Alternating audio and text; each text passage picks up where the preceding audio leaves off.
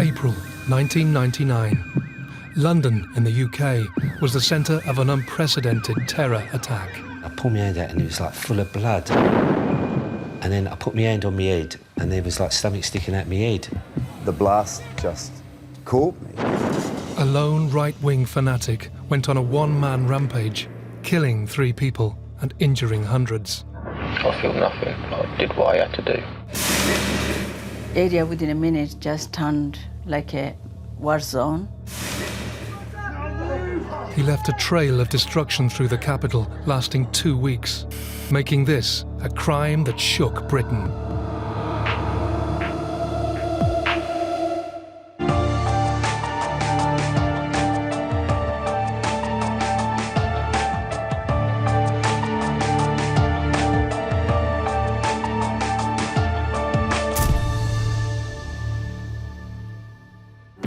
Saturday the 17th of April, Brixton Market, South London, was packed with weekend shoppers and traders. I was at Brixton Market because my friends had to go to work up there and I went with them to spend the day. As Miles MacLeod helped his friend on the market stall, Paul Maskell was managing his staff and customers in a supermarket just yards away. I was just like the day-to-day managing of the store, doing staff rotas, just normal, everyday managing of a retail unit. It was coming to the end of the day, it was all looking forward to going home. As Paul's day drew to a close, Miles and his friend waited for some extra trade. Everyone else started packing up kind of early because some people didn't have a good day, but we was going to stay a little bit longer because we didn't have to be anywhere till early evening. The bustling market was still heaving with people when Miles noticed something suspicious. I walked down to go to the shop, and then on the way back, I noticed the bag. And I let my friend know, and my friend come over and started walking around the bag, asking people if it was their bag. And they said no. So my friend goes to me, pick it up. Miles went to investigate, unaware the contents of the bag would change his life forever.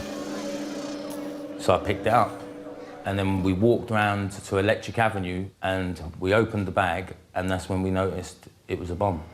I had to actually look twice, because you could actually see the nails, the Tupperware box, the batteries, the wires, and then you knew it was an explosive device. Brixton was still packed full of shoppers, all unaware of what Miles and his friend had discovered. I took it seriously straight away because I've never seen anything like that before. As soon as I've noticed and I've told my friends to get away, and we started to stop people trying to get people away from it. As Miles attempted to alert people of the danger, others were not so wary of the device in front of them. Some people heeded the warnings, others didn't. And one man in particular went up to the bag, it was a nice bag, a head bag, and took the device out of the bag and walked off with the bag. The little gentleman what was on the fruit stall picked the bomb up from there and put it next to the green bin next to Iceland. But at this time, they thought it was a joke still. They thought it wasn't real. It got moved 3 times. Me moving the bomb getting taken out of the bag, and then the bomb getting put next to Iceland. The makeshift bomb, packed with nails and stuffed into a plastic box, had been sat at Brixton Market for over 30 minutes. The security guard come in and told me he felt someone had left a bomb outside. I couldn't really take that serious and just carried on the phone call really and ignored him. I could see that he was getting quite agitated about the events that were going on outside. He came in and told me and more or less insisted that I go outside now and have a look to see what was going on out there. And went outside and there was a crowd of people gathering around. We wasn't sure what a bomb would look like. We felt it would be like a big alarm clock with orange sticks underneath it. But this one turned out to be in a shoebox with a Tupperware box on top of it. Paul, along with the crowd now gathering, wasn't convinced the device was real. The guy was pointing out to me that there was like nails in the top and you could see wires, and he was convinced that was a bomb and we should do something about it. So I thought the first thing I should do is go and phone the police while the security guard was trying to keep people back. Not too many people at that time were taking much notice of him, and he was doing as best as he could trying to keep people back. I've seen police across the road, so I've run across the road. I told him, there's an explosive over there, there's a bomb over there. And he got his notepad out and goes, what's your name and address? I went inside the store, phoned the police. They told me I should evacuate the store and keep people away. Yet again, I couldn't really believe it was a bomb, so I took no notice of the police and didn't evacuate the place, and went outside saying this just can't be a bomb. And we got within a few feet of it, and then it went off.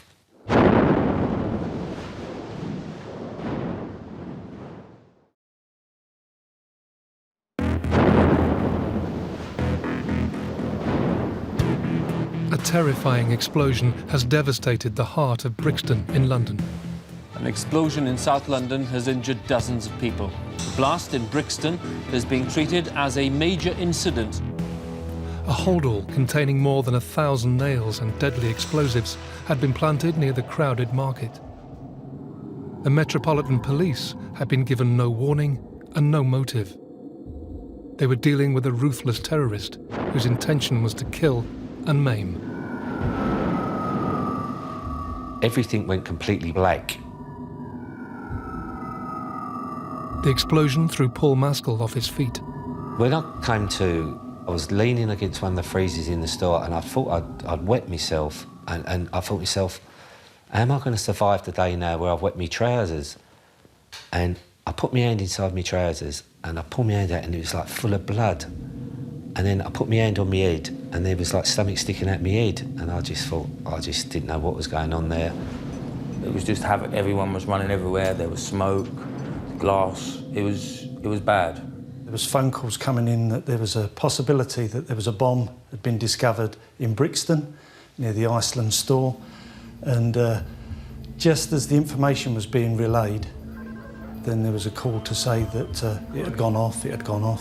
There was no warning, there was no suggestion of trying to prevent it happening. It was just armed, put down, and the person that put it down just walked away. They had the time then, they could have made a telephone call, but there was no communication then. It was just smoke, dust and glass falling. In Brixton High Road, you've got high houses at the top of the shops, and them windows got more affected than any. And it was like raining glass and dust. There were more than 1,000 nails in the bomb, and of course they cut into people. There were various people had lots of nails in, and in particular a little child had a 4-inch nail stuck in their skull. Well, the initial priority is obviously rescue and recovery of the injured people. Anything to do with the crime scene waits until that's all been done. We've got the explosion, the site of the explosion, the distance of where all the debris, there was a damaged bus, damaged vehicles that had some of the device inside them, so potential evidence. Eyewitness accounts, even those that weren't seriously injured were able to tell us what was happening. So as much as CCTV was recovered, many of the systems were poorly maintained or of poor quality, and they were all different, so to play back the different types of CCTV in itself was a headache. But you are then looking eventually at the scene of the explosion to recover what you can, because in most explosions, not all of the device is destroyed, it doesn't all vaporise, there are bits left to recover. And parts of the device were recovered, and that became a major part of one of the lines of the investigation. Keith Pearce and his officers discovered that the bomb had originally been placed at a bus stop, then moved 3 times before detonating outside the Iceland store. 50 people had been injured as a result of the blast. Remarkably, no one was killed. But officers needed to track down the ruthless culprit, and fast. The initial pressure, I suppose, is that people want to get the streets back open to normality, the shops want to open again, and people want to go about their business. So the initial pressure is more localised. There is obviously then a local government concern and a national government concern, because bombing is still a fairly rare occurrence in the UK. So there is an issue about what it's about. One thing about bombings is that usually once somebody makes one, they've done it for a purpose or a reason. So it's always thought that can there be another one? There was a fear. No one knew who was responsible, but the feeling in the community was that this was something to do with race, that Brixton was associated with black people. But the hope was that it was a one-off. Within days, underground right-wing group Combat 18 came forward claiming responsibility. Police were keen to stress they were looking into other leads, as well as this theory. Hundreds of hours of police time were spent scouring CCTV for any leads, in a rush to find the bomber. When you're trying to find one person from a busy Saturday afternoon shopping with no particular lead, and no one had identified who put the device down by then, it took all of that week still following the various cameras and the different angles to try and plot the movement of it. It's a very, very long day, slow process. But the days of painstaking detective work paid off when Keith Pearce and his colleagues finally spotted something crucial on the footage. The breakthrough came when a man was identified carrying a bag across his back, and then after the explosion, he was seen minus a bag. This was a major lead. A lone figure cutting through the bustling crowd of shoppers could be the key to the investigation. He was focused on early on, but the quality of the pictures is nothing like you see today. It was all very grainy, distant. You could just about do the shade of black and white. Very hard, but that was a key start for us. 7 days after the explosion, the community of Brixton were trying to come to terms with the attack. As officers tried to work on the image from CCTV, they continued searching for witnesses.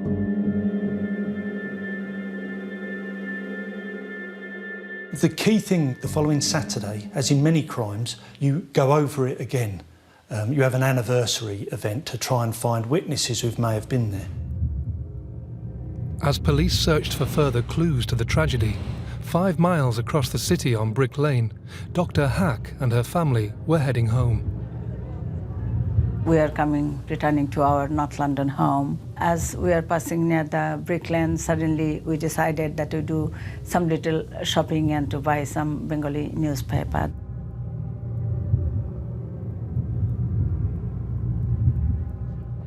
At that time, I was stopped by one of my patients, and we are chatting. We parked our car on the Brick Lane, and just before 6, as we are just about to return, so we are about to just cross the road. My husband was on the other side.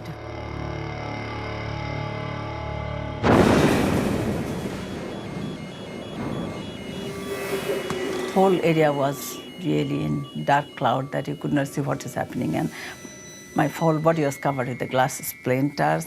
All the windows were broken, smashed, and you didn't know what is happening. We had a team in Brixton at the time, around the 5 o'clock time, to try and jog people's minds. And while that was happening over in Brick Lane, we then had another phone call to say somebody thought that they may have found another device. And at that same time, when the phone calls were being made, a second device had gone off almost similar time, a week later to the one that had gone off in Brixton. Almost to the hour, 7 days on from Brixton, police were dealing with another terrorist attack. The explosion had ripped through the heart of the Asian community in East London, injuring 13 people and causing severe damage to surrounding buildings. That was really, really horrific, horrifying, and really, I have never experienced like that in my life.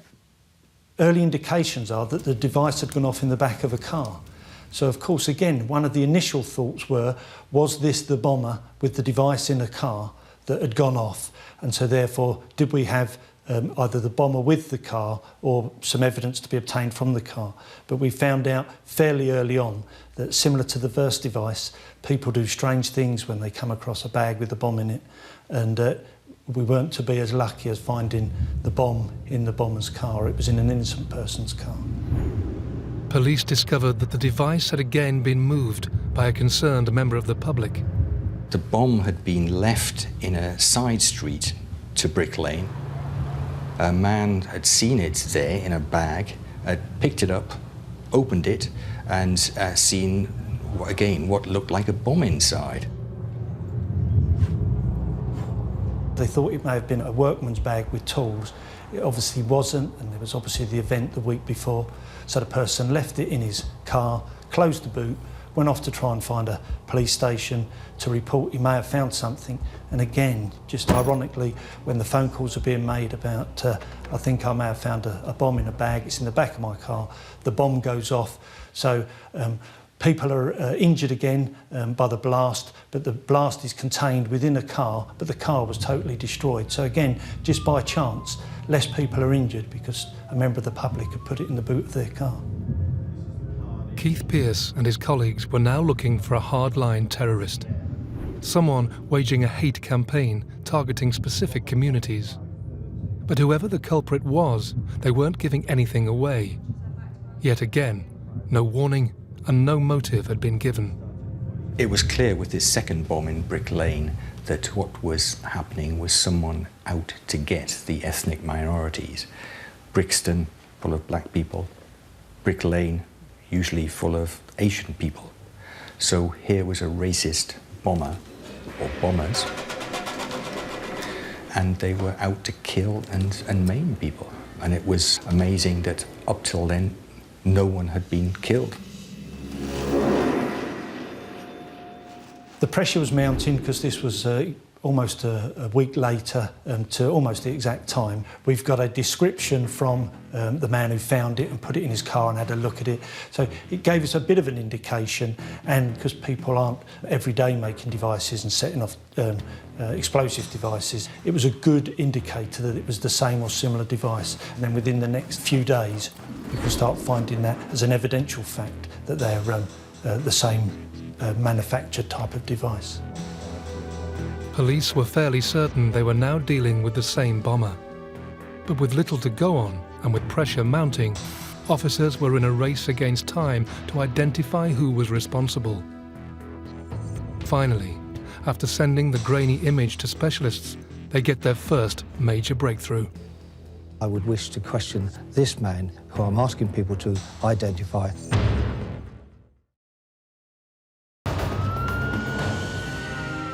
The Metropolitan Police have released an image of the most wanted man in Britain. A lone figure they believe is responsible for 2 terrifying explosions in London.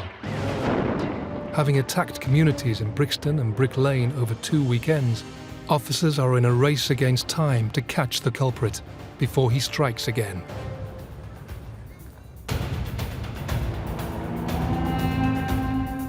With the pressure building up after the bombings on the Saturdays, obviously there's an obvious consideration, is there going to be a third one on the following Saturday, and hence that's why we decided to go public with the photograph. We had a fair amount of CCTV footage, and it was considered, could it be enhanced, as you see on the television, to get a better quality.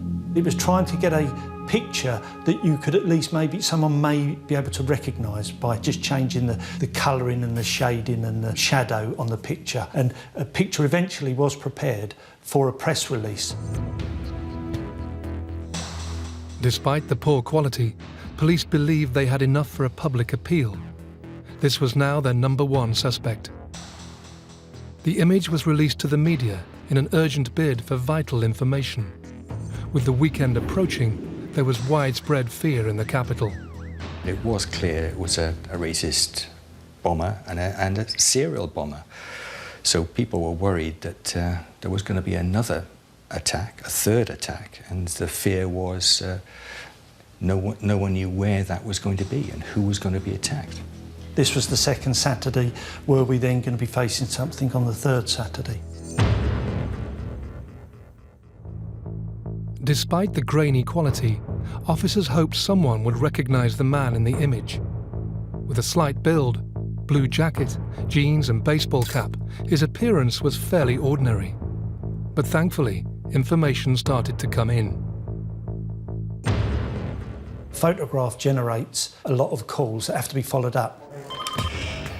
Incident room. You have to make a judgment call which have a higher priority than other calls.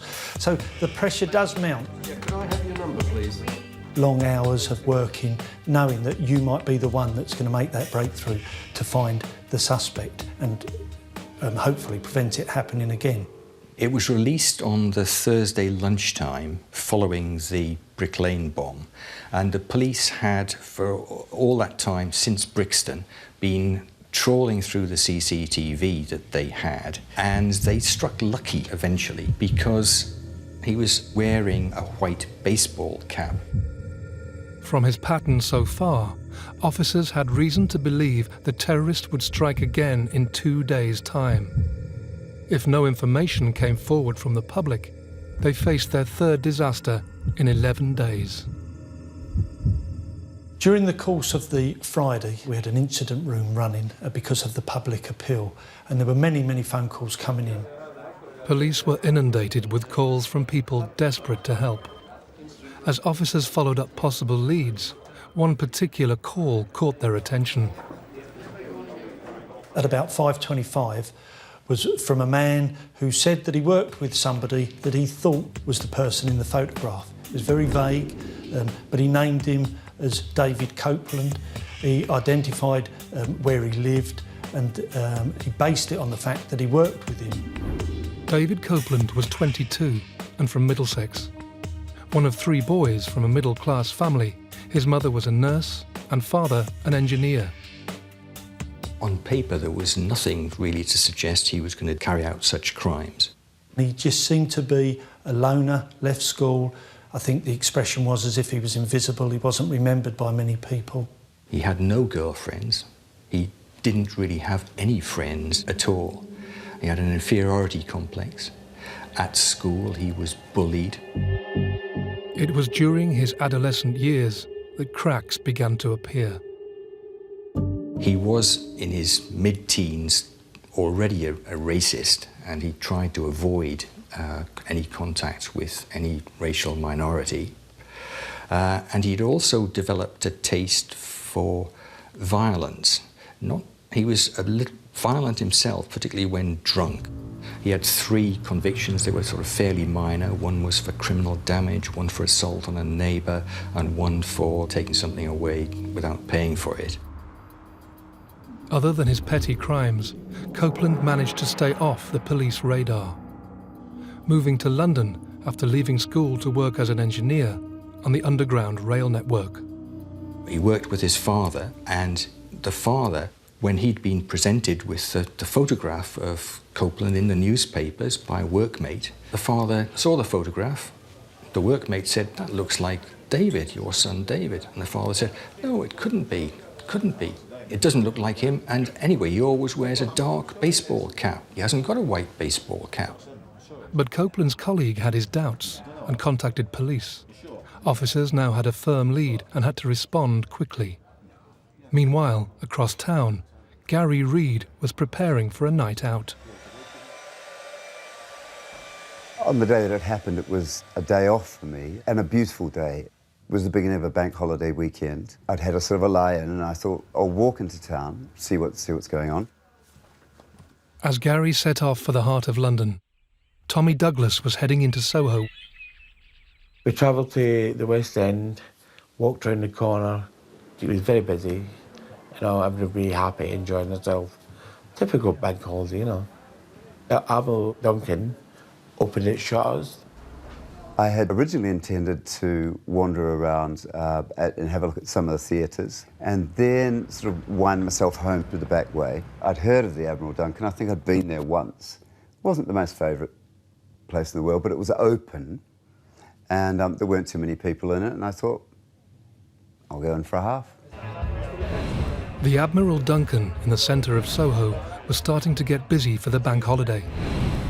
As Tommy, Gary, Nick and friends ordered drinks, Keith Pearce and his officers were desperately trying to find more crucial information about their number one suspect. Paul Mifsud gave them Copeland's name, said he was fairly sure that he was the bomber, and gave a telephone number for where he was living. The trouble was the person within BT who could check an address against the landline telephone number, he'd gone off for the weekend. The police pressed the urgency of this matter on BT, and the person was contacted at home, had to come back in to find an address, and it was through that that the police went to arrest him. As officers quickly gathered intelligence, revellers at the Admiral Duncan began to enjoy their weekend. It was quiet, but the music was going in the background, and as I said, they'd open up the whole front. So there was a warm breeze, there were people chattering. You know, it was a nice atmosphere.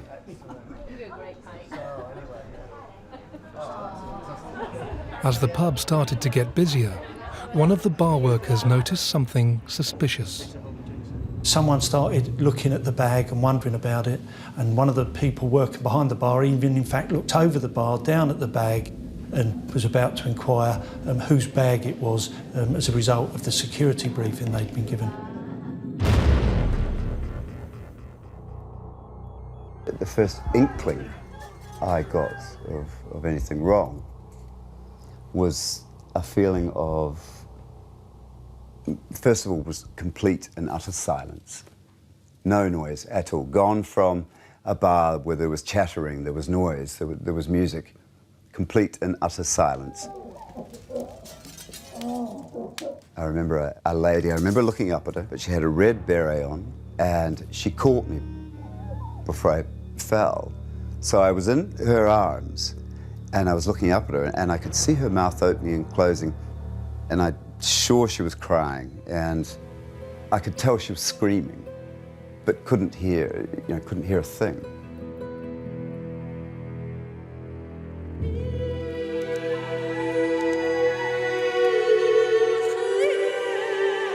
Couldn't move my body. I felt I was nailed to the floor. People have spoken of individuals being thrown 30 feet by the force of the blast. And when I went to move anything at all, it was, from the waist down was complete pain.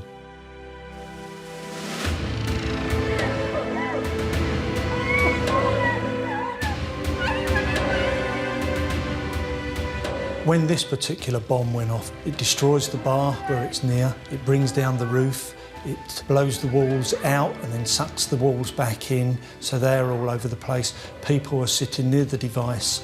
In fact, 2 men are killed and a pregnant woman.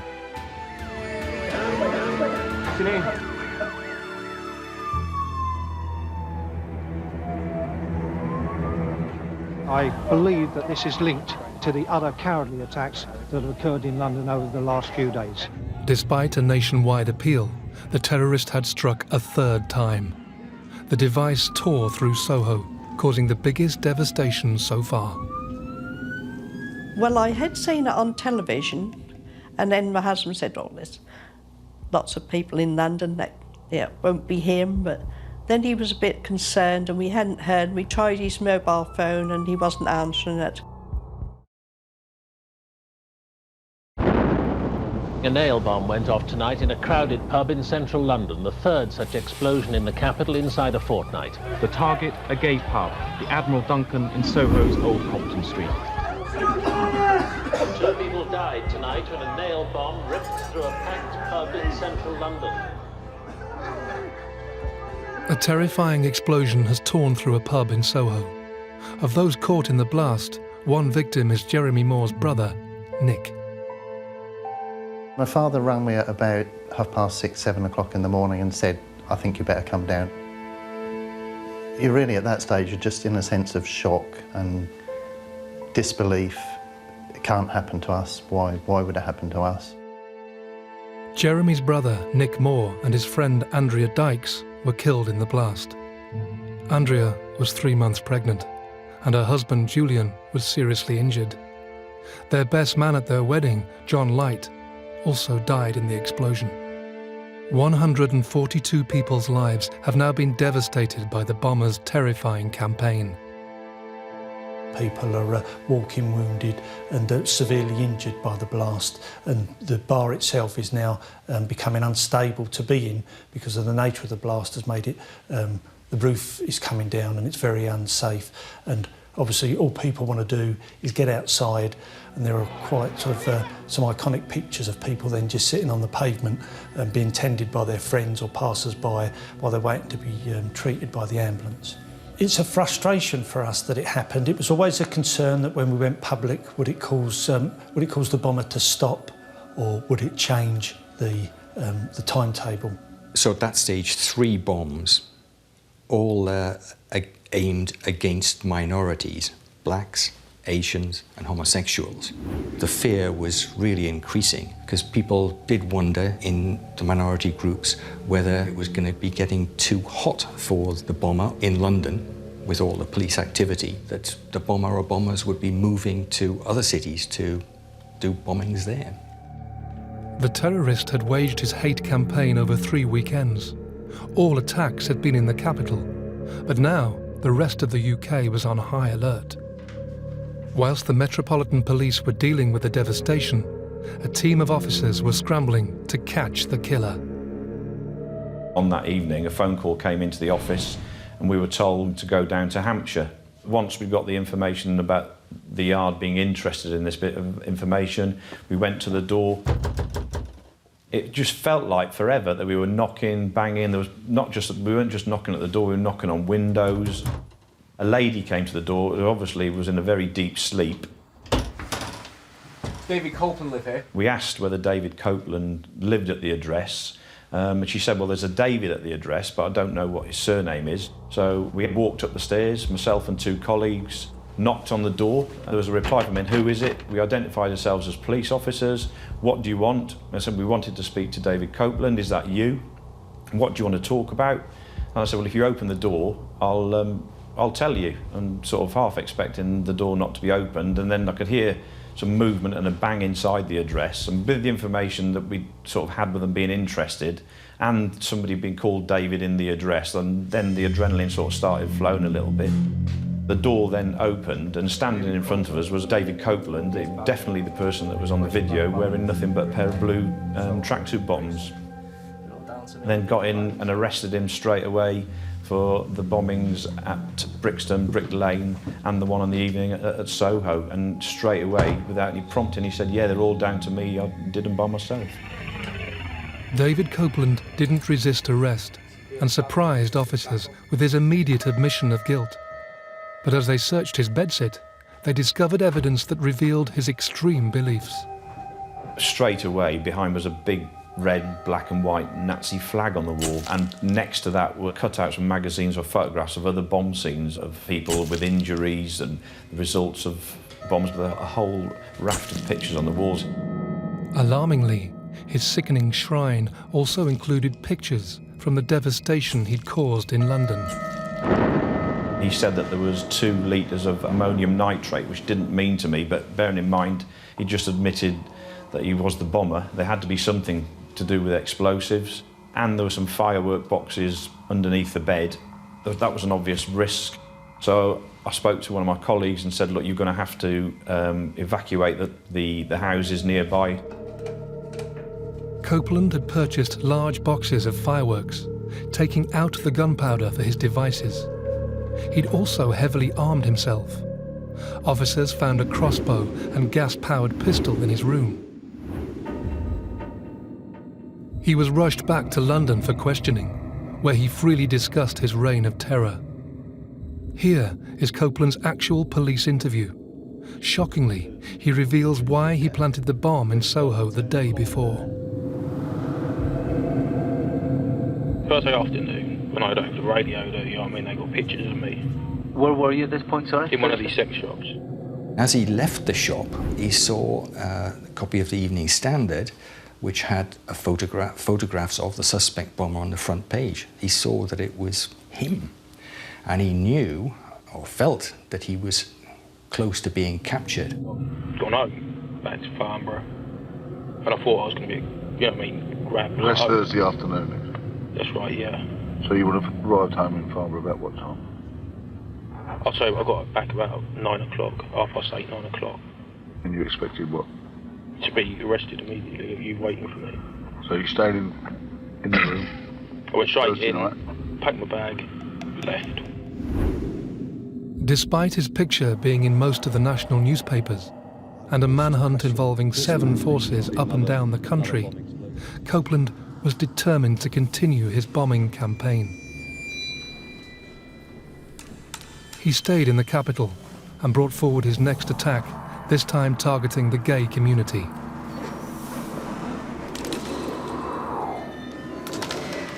He wanted to bring the country to the boil, which I have to say he was very close to doing, and getting all communities up in arms. He walked into the pub carrying the device, and it was already armed, as the other two had always been armed when he was carrying them. But he changed his appearance. He no longer had the dark jacket or the baseball cap. He now just had jeans on and a white T-shirt. A lot of the bars and places had been visited with security about being aware of unaccompanied bags being left lying around. But the unfortunate thing in the pub in question, many people had put down sports bags and rucksacks. They were having a nice time. It was a nice early evening. That spot was the only empty spot at the bar. I went out to get a drink, and I slipped it off my shoulder and put it on the floor. During all of the times that we had dealings with Copeland, he showed no remorse for any of the injuries or any of the deaths. He thought it was a means to an end. The only time he asked about anything was about this rat Whizzer. How was Whizzer being looked after? I feel nothing. I don't feel sadness, but I don't feel joy. I did what I had to do. Are you sorry? I'm sorry for the woman and the child. I think the woman was pregnant. I feel sorry for her. But I don't feel no guilt for the others. Copeland gloated over his actions and showed little remorse during his 4-hour interrogation. Murder, mayhem, chaos, damage get on the news. It's a top story, really. Personally, I wanted to get caught. Why? To be famous. If no one remembers who you were, you never existed. During his lengthy interview, Copeland also revealed the circumstances leading up to the attack on Brick Lane. Why Brick Lane? It's like the heart of the Asian community. I don't like them. I want them out of this country. I'm a National Socialist, Nazi, whatever you want to call me. There was speculation that the bomber could have intended it for the Brick Lane market, but maybe assuming that the market took place on the Saturday. In fact, it didn't take place on a Saturday, it was on a Sunday. If it had gone off at the time of the market, then it really would have caused much more in the way of injury. Copeland also held strong beliefs about the Brixton community. I presume that it was at the heart of the black community. Right. I presume that Brick Lane was the heart of the Asian community. Right. But I do predominantly say that the white race is the master race. There was no doubt the bomber held extreme views. Police were keen to establish whether he had acted alone in his hate campaign, and did uncover a dark past connecting him to right-wing organisations. He'd got involved in extreme right-wing groups like the BNP and a Hitler-loving group called the National Socialist Movement. He'd become the southern unit leader of that group. They worship Hitler. As well as all that, he'd got involved in groups that believe in Christian identity, and that is people who believe that white Europeans are the chosen race and everyone else is inferior. The Daily Mirror had been given a photograph of Copeland at a BNP demonstration in 1997, showed him standing next to the then leader, John Tyndall of the BNP, and the anti-fascist groups had attacked this meeting and missiles had been thrown, people had been injured. There was Copeland next to the leader of the BNP. The BNP at that stage weren't providing him with any action. So he drifted away from them. We knew he'd had some connections with some right-wing organisations, as they like to put it, but none of those had any connection with Copeland. Copeland had had some association with them, but there was no other involvement. There was no other witnesses or evidence, either from the CCTV or witnesses that had been involved, with him making the devices. He told us early on that he'd made them by himself. He'd learnt it from the internet. Well, I'm responsible. Right. Yeah. Just you? Just me and my own. Are you trying to hide anyone else? Anyone else's involvement in it? No. Sure? 100% positive. Copeland was adamant he had acted alone, but officers were keen to establish where he got his information on explosives from and how he had created such devastating devices. The devices he made were quite crude, but as we know, crude devices can still be deadly. He adapted the component parts that you can find in fireworks, albeit that he bought them in large numbers. Copeland spent hours sourcing materials and testing his makeshift devices, seemingly unfazed by the danger to him or his neighbours. Got everything you want? All of the items that he made, he used for the component parts he bought in any shop that you and I can go to. Where did you practice this in? Just in my bedroom. What, did you set off small Only explosions? tiny little bits at a time. Yeah. Anywhere in particular in your room? It's all on my desk. Did it leave a mark on the desk? There's got loads of marks on the desk. Any particular desk? There's one desk, it's just a dresser or something. How did you ignite these little bits of powder? Cigarette lighters. They were just wires, powder, nails for shrapnel, a box to put them in, a bag to carry them in, connecting them up, and he used a simple clock.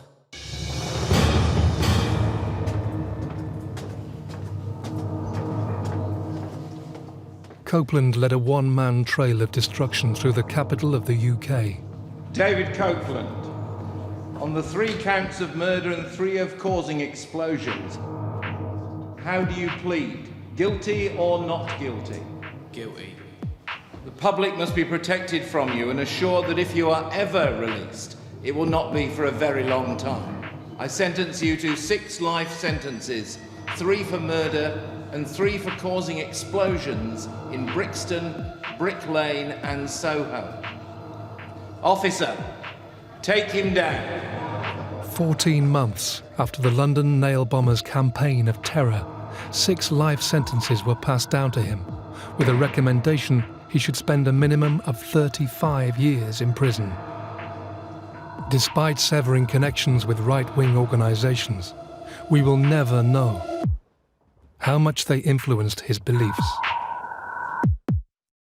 It was a senseless crime, and I don't think we will never get over it. There's not many days go past without some remembering, some looking out the window and thinking of my brother. But the way we have sort of coped with this is the love and the friends that we've actually made through this tragedy. I thought I was dead. I thought I must be going to heaven. And then the next thing, I woke up in St Thomas's Hospital, menaced to legs. David Copeland has not achieved his aims of fame and power. Today's verdict proves he is a dangerous, pathetic nobody who is now where he belongs. When I thought about what he'd done to my parents and to the people that had loved me, what he'd put them through when I was hanging on by the skin of my teeth to life, that's when I got, I got quite angry at him then. The rest of the time when I went to his trial, saw how pathetic he was, what a waste of a life his. I was dealing with him by letter. It was clear that he was proud of what he'd done, and he really thought that he was going to be the spark that would cause racial conflict, and eventually that would lead to the installation of some extreme right-wing government. He really believed this. I went back to Brixton and I just couldn't cope with the pressures of that place anymore. They put me into a different store. I couldn't cope with the pressures of that one. I couldn't cope with everyday life issues. And eventually I got retired on the grounds of ill health. I don't even think of him at all. I'm very, very pleased that he's locked up, and he's, you know, and surely to God he won't be let out. Everybody's got their life to live, and how they live it and who they are is up to them. You don't kill people for being what they are.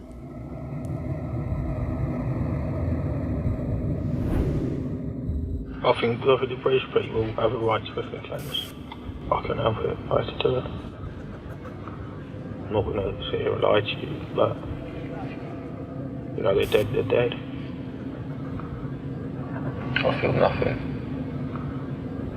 Terrorism, fear, to terrorise people. David Copeland, the young fanatic who worshipped Adolf Hitler and planted nail bombs across London, is in Broadmoor tonight, starting 6 life sentences. He may never be released.